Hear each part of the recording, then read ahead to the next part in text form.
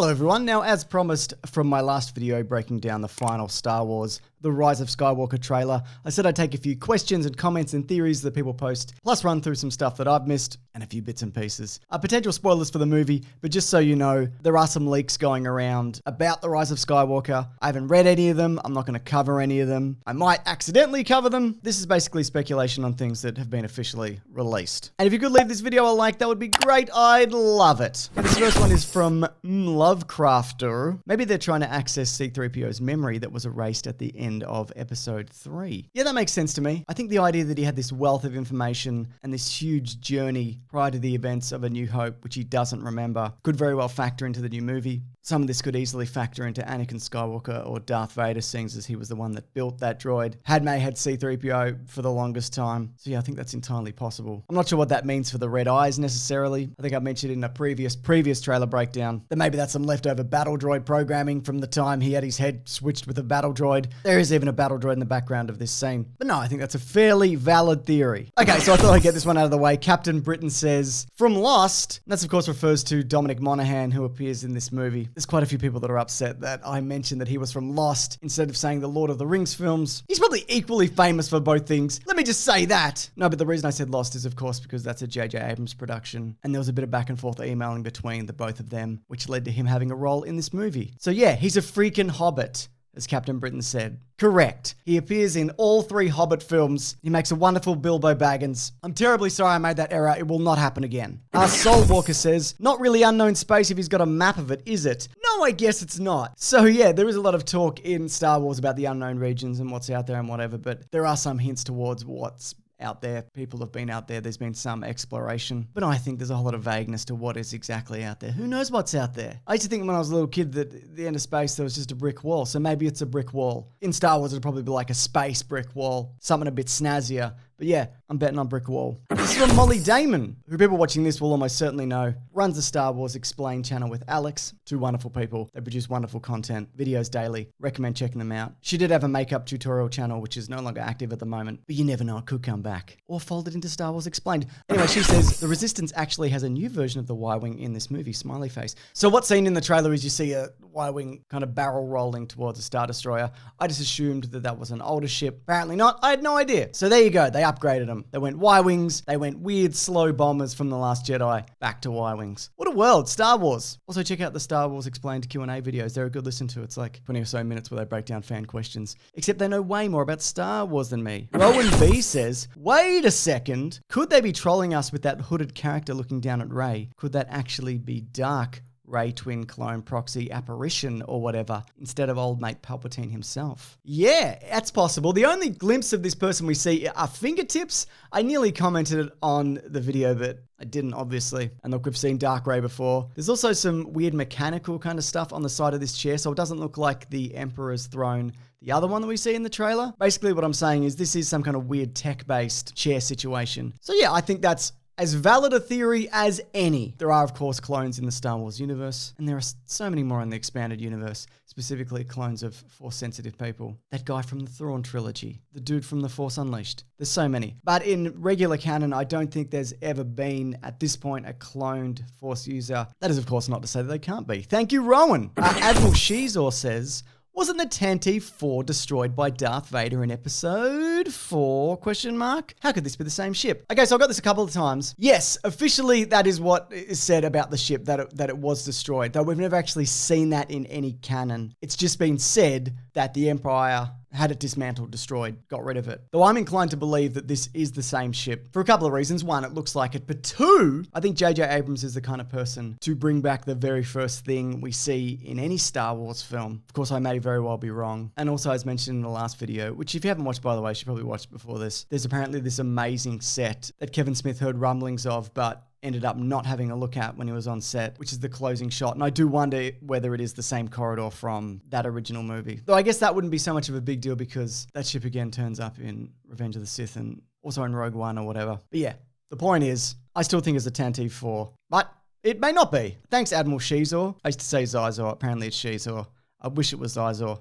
It's neither here nor there. That character will probably be back soon. Guarantee it. Mr. Z says, love how they are recycling old concept art to use for this movie. The team at Lucasfilm are so pathetically creatively bankrupt. Now, there definitely are examples of recycling stuff and it's a bit egregious. I mean, the Starkiller base was a bit like, oh really, this? And of course, even Return of the Jedi had a second Death Star. The original plan was actually to have 2 Death Stars. There's concept art for that. But no, I think on the whole, in this new trilogy, I think they've done a pretty good job with going back to the old designs. And I think it's a good anchor point for building everything else around it. The concept art, though, he's referring to is the Emperor's Chair, which is an unused piece they didn't go with, which now they've folded into this new one. But even if you look at the prequel trilogy, there's so much stuff that heavily ties into the other movies as well. It's just always been a thing that Star Wars has done. I mean, Jango Fett, the bit where Obi-Wan cut off that dude's arm at the bar, it's the same as the other. There's so many things, it's parallel. Anyway, yeah, my point is, I don't really mind so much. I think it's a good way to get the feel of the universe authentic and right to what Star Wars kind of is. Which of course can be difficult. A lot of people talk about when designing this stuff. It's hard to really pinpoint what exactly a Star Wars thing is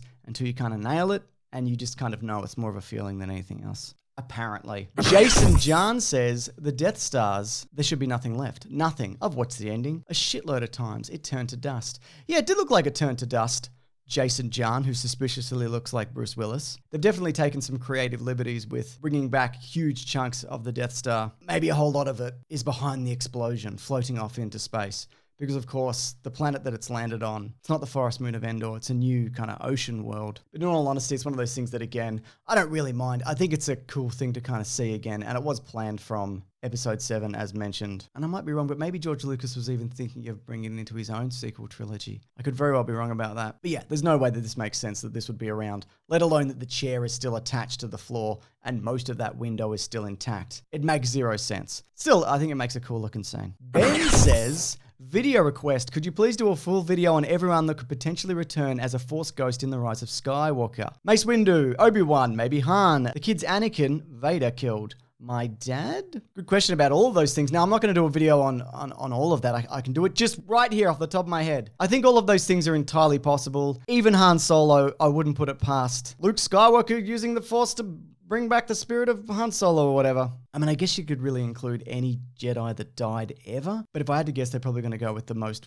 well-known ones from the prequels. And maybe some stuff from the animated, you know, like Kanan Jarrus and Ahsoka and the like. So I think in answer to that question, anyone and everyone. Even Yaddle, who, if you don't know, is like Yoda, except with hair. Could be a wig. I wonder if it's a wig. That's very vain. Vince says, and I got this a number of times, I noticed Vader's mask while watching your video. Yeah, I went back at this over and over again to try and figure out what exactly this thing is. But I think people are right. It certainly does look like Vader's mask, especially when, just before it fades to the next shot, and it's spun all the way around, it does take on that shape. It's just the thing that holds it. By the way, this is what the original Vader mask really does look like now, the one that they really did burn in Return of the Jedi. Looks like a weird coconut. But yeah, I think people are right. This is probably Vader's mask. Behind that though, and I've got this a few times, it looks like Chewie's bandolier sitting there. Some people have suggested that maybe he's been captured by Kylo Ren and the First Order, and this is some kind of prison break. Maybe it's the turning point for Kylo Ren going good because, you know, he knows Chewie. They're mates or whatever. Ben Solo grew up with him. There's also a later scene in the trailer where they're running down a First Order corridor and Chewie's not wearing it. So yeah, good spot, those people who spotted those things that I did not spot. AJ Valiant says, I have no solid evidence, but I'm predicting a Grand Admiral Thrawn appearance and for the heir to the Empire books to be the base of the next trilogy. I mean, yeah, that would be pretty sweet. I talked about this a long time ago, how I thought bringing Thrawn into the movies is of course back canonically in the books and the comics and in Star Wars Rebels. Yeah, bringing him back is a good way to get old Star Wars fans back on side. Though, as I said at the time, just putting him in this one movie wouldn't really do the character justice, I feel. But no,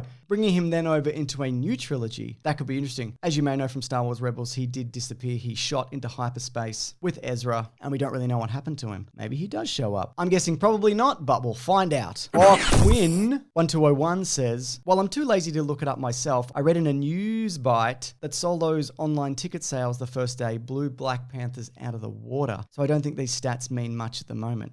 That is absolutely true. So yeah, as I mentioned when I was talking about ticket sales, those initial ticket sale numbers are good. And if you look at people who have bought tickets and posted their theaters online, they're definitely filling up. That being said, it is the opening night and then the first weekend. So it's really too early to say whether this movie is going to be incredibly successful or middling or a bomb. I'd say probably not a bomb at this point. So I think there's enough fans out there and just general public who will still see this movie. But yeah, Solo did do initially very well also. And then cinemas were absolute ghost towns after that. So yeah, valid point. Brad says, I've nothing real to base this on. I reckon Finn dies in this movie. Most likely killed by Kylo. It will complete his story arc and also give Rey the motivation she needs in order to triumph. I did kind of feel like it seems like it could very well go this way. Finn nearly sacrificed himself towards the end of The Last Jedi. If you saw that movie, you probably did if you're watching this. And at the time, as it was happening, I remember thinking, oh yeah, that's entirely possible that that's going to be the end of this character. I'm not sure whether they are going to kill any of these new main characters,